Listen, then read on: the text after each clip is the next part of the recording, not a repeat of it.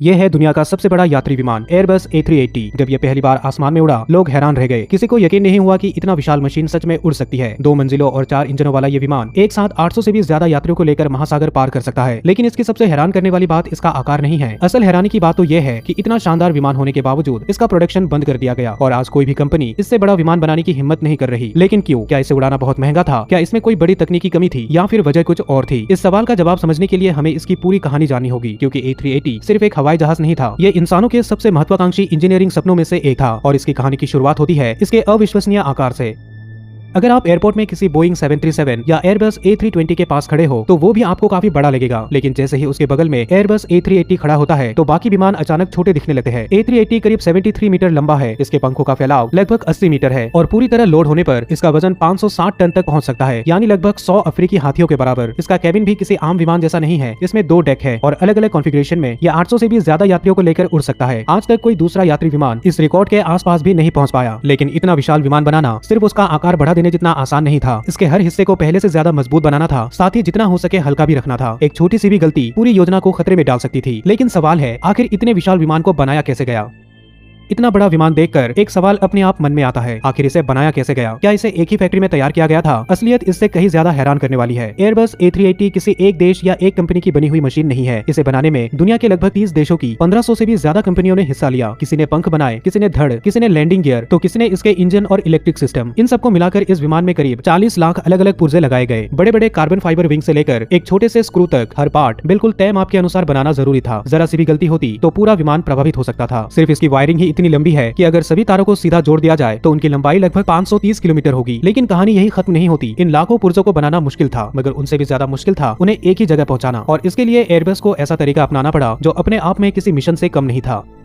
इतने विशाल पुर्जे बन तो गए, लेकिन अब सबसे बड़ी चुनौती सामने थी। आखिर इन्हें फ्रांस के टुलूज शहर में मौजूद अंतिम असेंबली फैक्ट्री तक पहुंचाया कैसे जाए? प्रॉब्लम ये थी कि A380 के कई हिस्से इतने बड़े थे कि उन्हें किसी कार्गो विमान में रखा ही नहीं जा सकता था। कई हिस्से सामान्य ट्रकों से भी चौड़े थे, यानी इन्हें सड़क पर ले जाना लगभग नामुमकिन था। इसलिए एयरबस ने इनके लिए एक पूरा परिवहन नेटवर्क तैयार किया। सबसे पहले अलग अलग देशों में बने पुर्जों को जहाजों के जरिए फ्रांस लाया जाता था, लेकिन असली चुनौती उसके बाद शुरू होती थी। विशाल पंख और धड़ के हिस्से को कई पहियों वाले खास ट्रकों पर रखा जाता था। ये ट्रक इतने बड़े होते थे कि कई बार पूरी सड़क घेर लेते थे, इसलिए इन्हें दिन में नहीं बल्कि आधी रात के बाद चलाया जाता था, जब ट्रैफिक लगभग खत्म हो जाता था। कई रास्तों पर पुलों को पहले मजबूत करना पड़ा, कुछ सड़कों को चौड़ा किया गया, यहाँ तक कि कई चौराहों का डिजाइन भी बदलना पड़ा, सिर्फ इसलिए ताकि A380 के ये विशाल हिस्से वहाँ से निकल सके। यानी A380 को बनाने के लिए सिर्फ फैक्ट्री नहीं बदली गई, बल्कि कई जगहों पर सड़कें भी बदलनी पड़ी। लेकिन इतनी मेहनत के बाद भी सबसे बड़ा सवाल अभी बाकी था, इतना भारी विमान आखिर उड़ता कैसे था और उड़ते समय इतना शांत कैसे रहता था?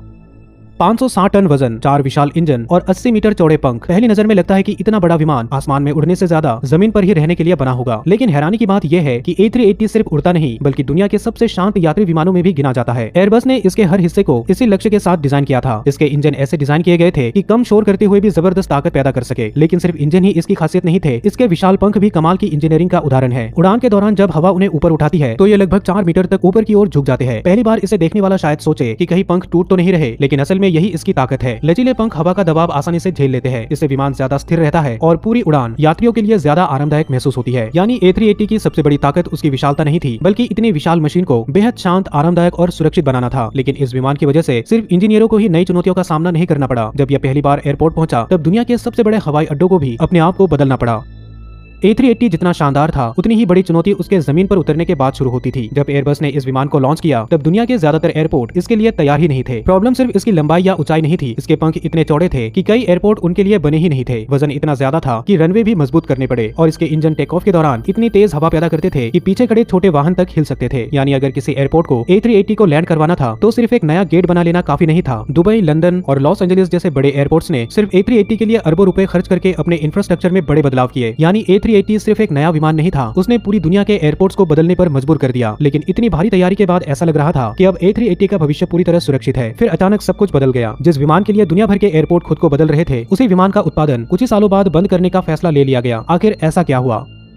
अगर आप सोच रहे हैं कि A380 किसी तकनीकी खराबी की वजह से असफल हुआ, तो ऐसा बिल्कुल नहीं था। असल में A380 अपनी इंजीनियरिंग के मामले में एक शानदार सफलता थी, लेकिन प्रॉब्लम कहीं और थी। जब एयरबस इस विशाल विमान पर अरबों डॉलर खर्च कर रहा था, उसी समय बोइंग एक बिल्कुल अलग सोच पर काम कर रहा था। उनका मानना था कि एयरलाइनों को और बड़े विमान नहीं चाहिए, उन्हें ऐसे विमान चाहिए थे जो कम ईंधन खर्च करे, जो कम यात्रियों के साथ मुनाफा कमा सके और जो यात्रियों को बिना किसी बड़े हब एयरपोर्ट पर रुके सीधे उनकी मंजिल तक पहुंचा सके। यही सोच आगे चलकर बोइंग 787 ड्रीमलाइनर जैसे विमानों में दिखाई दी। धीरे धीरे एयरलाइनों को एहसास हुआ कि हर उड़ान में 500 या 600 यात्रियों को भरना आसान नहीं है, लेकिन 250 से 300 यात्रियों वाले छोटे और ज्यादा ईंधन कुशल विमान लगभग हर दिन मुनाफे के साथ उड़ाए जा सकते हैं। यही से A380 की सबसे बड़ी ताकत उसकी सबसे बड़ी कमजोरी बन गई। उस समय माना जा रहा था कि भविष्य में ज्यादातर लोग कुछ बड़े एयरपोर्ट से होकर ही सफर करेंगे, इसलिए और बड़े विमानों की जरूरत पड़ेगी। लेकिन हुआ इसका उल्टा। एयरलाइनों ने छोटे विमानों से ज्यादा शहरों के बीच सीधी उड़ानें शुरू कर दी। नतीजा ये हुआ कि दुनिया का सबसे शानदार यात्री विमान बाजार की बदलती जरूरतों से पीछे छूट गया। 2019 में एयरबस ने आधिकारिक तौर पर A380 का उत्पादन बंद करने का फैसला लिया। यानी A380 इसलिए नहीं हारा क्योंकि वो खराब विमान था, वो इसलिए हारा क्योंकि दुनिया बदल चुकी थी। लेकिन कहानी यही खत्म नहीं होती, क्योंकि कुछ ही साल बाद एक ऐसी घटना हुई जिसने लगभग खत्म हो चुके A380 को फिर से आसमान में लौटा दिया। 2019 में ऐसा लग रहा था कि A380 का सफर लगभग खत्म हो चुका है। एयरबस इसका उत्पादन बंद कर चुका था। कई एयरलाइनों ने अपने A380 विमानों को हमेशा के लिए रिटायर करने का फैसला लिया। दर्जनों A380 रेगिस्तान में बने स्टोरेज एयरपोर्ट्स पर खड़े कर दिए गए। महीनों तक उन्होंने एक भी उड़ान नहीं भरी। ऐसा लग रहा था कि दुनिया के सबसे बड़े यात्री विमान का अंत आ चुका है। लेकिन फिर 2020 में पूरी दुनिया बदल गई। महामारी के दौरान अंतर्राष्ट्रीय हवाई यात्रा लगभग रुक गई, लेकिन जैसे ही अगले कुछ सालों में यात्रा दोबारा शुरू हुई, यात्रियों की संख्या उम्मीद से कहीं ज्यादा तेजी से बढ़ने लगी। अब एयरलाइनों के सामने नई प्रॉब्लम थी। इतने ज्यादा यात्रियों को ले जाने के लिए उनके पास पर्याप्त बड़े विमान नहीं थे और अचानक वही विमान जिसे बेकार माना जा रहा था फिर से सबसे ज्यादा काम आने लगा। एक एक करके एयरलाइनों ने अपने स्टोर किए हुए A380 वापस बुलाने शुरू कर दिए। महीनों तक उनकी जांच हुई, इंजन दोबारा तैयार किए गए और फिर वही विमान दोबारा यात्रियों के साथ आसमान में उड़ने लगे। यहाँ तक कि उन एयरलाइनों ने भी अपना फैसला बदल दिया जिन्होंने कभी कहा था कि A380 अब दोबारा नहीं उड़ेगा। लुफ्तांजा भी उन्हीं में से एक था। वही एमिरेट्स, जिसने शुरुआत से ही A380 पर भरोसा बनाए रखा था, आज भी इसका सबसे बड़ा बेड़ा उड़ाती है। यह आधुनिक विमानन के सबसे अप्रत्याशित उल्टे फेरों में से एक था। जिस विमान को दुनिया ने लगभग भुला दिया था, वही कुछ साल बाद फिर से आसमान का सितारा बन गया। लेकिन इसका मतलब ये नहीं कि A380 का भविष्य सुरक्षित हो गया, क्योंकि एक सवाल अब भी बाकी है। अगर इसकी वापसी इतनी शानदार रही, तो फिर कोई कंपनी नए विमान बनाने की हिम्मत क्यों नहीं कर रही? महामारी के बाद A380 ने जरूर शानदार वापसी की। कई एयरलाइनों ने अपने स्टोरेज में खड़े विमान दोबारा उड़ाने शुरू कर दिए। कुछ समय के लिए ऐसा लगा कि शायद A380 का दौर फिर लौट आया है, लेकिन ये वापसी हमेशा के लिए नहीं थी। आज एयरलाइंस इन्हें इसलिए उड़ा रही है क्योंकि ये पहले से ही उनके बेड़े का हिस्सा है। इतने महंगे विमानों को समय से पहले हटाना आसान नहीं होता, लेकिन जब नए विमान खरीदने की बात आती है तो उनकी पसंद अब A380 नहीं बल्कि छोटे और ज्यादा ईंधन कुशल विमान होते हैं। यही वजह है कि A380 का उत्पादन ही बंद नहीं रहा, बल्कि आज कोई भी कंपनी इससे बड़ा यात्री विमान बनाने की योजना तक नहीं बना रही। इसका मतलब ये है कि जो A380 आज आसमान में उड़ रहे हैं, वही आखिरी A380 है। आने वाले सालों में ये विमान एक एक करके रिटायर होते जाएंगे और जिस दिन आखिरी A380 अपनी अंतिम उड़ान पूरी करेगा, उसी दिन दुनिया के सबसे बड़े यात्री विमान का युग भी हमेशा के लिए खत्म हो जाएगा। शायद भविष्य में विमान इससे भी ज्यादा तेज होंगे, ज्यादा किफायती होंगे और ज्यादा आधुनिक भी, लेकिन इतना विशाल यात्री विमान शायद फिर कभी आसमान में नहीं उड़ पाएगा। दोस्तों, अगर आपने इस वीडियो को यहाँ तक देखा है तो मुझे पूरा यकीन है कि आपको ये वीडियो भी काफी पसंद आएगी। तो जल्दी से क्लिक करके इस वीडियो को भी जरूर देखें। साथ ही इस वीडियो को एक लाइक करें और चैनल को सब्सक्राइब करें। मैं मिलता हूँ आपसे अगली वीडियो में।